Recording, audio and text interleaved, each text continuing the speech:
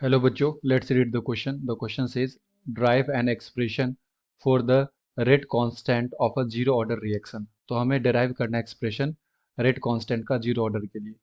So first of all बात करते हैं बच्चों की concept की. की concept zero order reaction.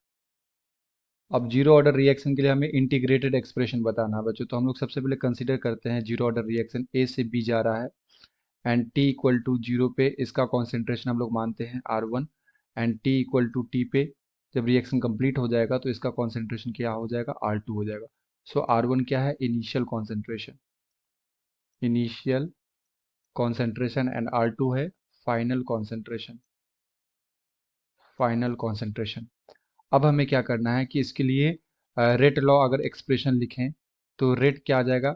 Rate equal to K into concentration of A to the power of zero, क्योंकि ये किसके लिए है फॉर जीरो ऑर्डर रिएक्शन.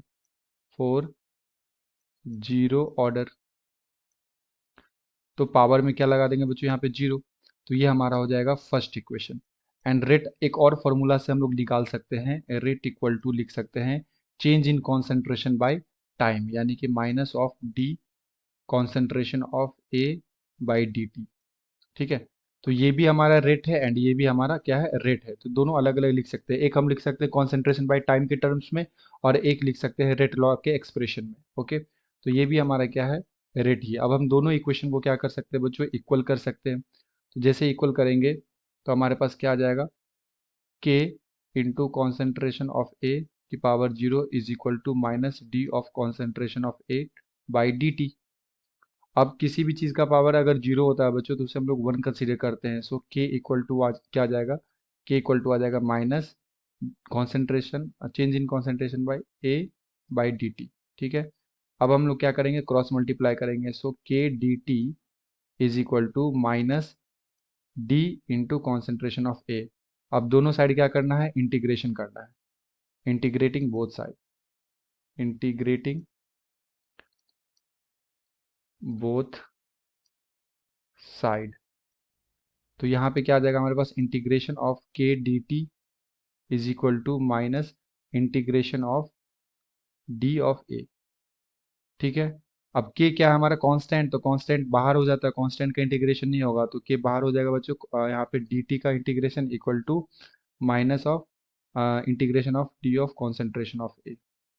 तो जैसे इसे इंटीग्रेशन करेंगे तो ये आ जाएगा हमारे पास के और इंटीग्रेशन एंड डिफरेंशिएशन एक दूसरे को कैंसिल कर देगा. तो यहाँ से के टी इक्वल टू हम लोग लिख सकते हैं माइनस फिर से यहाँ पे इंटीग्रेशन डिफरेंशिएशन कैंसिल कर देगा तो यहाँ पे आ जाएगा ए और साथ में आता है एक आई जिसे हम लोग क्या बोलते हैं इंटीग्रेटिंग फैक्टर. ठीक है. तो जब भी हम लोग इंडिफिनिट इंटीग्रेशन करते हैं बच्चों तो यहाँ पे एक इंटीग्रेटिंग फैक्टर आ जाता है. अब इस आई का वैल्यू हमें फाइंड आउट करना है at T equal to zero पे, यानी कि इनिशियली. तो टी इक्वल टू जीरो पे जो कॉन्सेंट्रेशन है ए का ये कितना था R1 था. सो टाइम हमारा जीरो हो जाएगा तो ये आ जाएगा जीरो इज इक्वल टू इसे हम लोग थर्ड इक्वेशन बोल देते हैं. ठीक है. तो जीरो इक्वल टू आ जाएगा बच्चों minus initial concentration is R1 plus I. तो यहाँ से हम लोग आई का वैल्यू क्या लिख सकते हैं आई का वैल्यू लिख सकते हैं R1.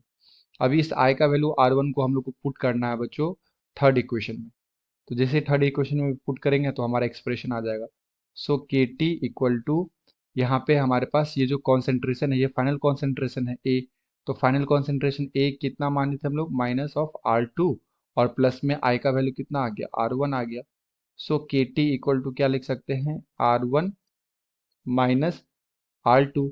सो के इक्वल टू क्या आ जाएगा बच्चों R1 minus R2 by T. तो ये हमारे पास क्या आ जाएगा एक्सप्रेशन आ जाएगा रेट कांस्टेंट का फॉर जीरो ऑर्डर रिएक्शन. ठीक है. तो के हो गया हमारे पास रेट कांस्टेंट, R1 हो गया initial concentration of reactant, R2 हो गया final concentration of reactant and T क्या हो गया बच्चों टाइम हो गया. Okay. So this is the answer. Hope you have understood it well. Best of luck. Thank you.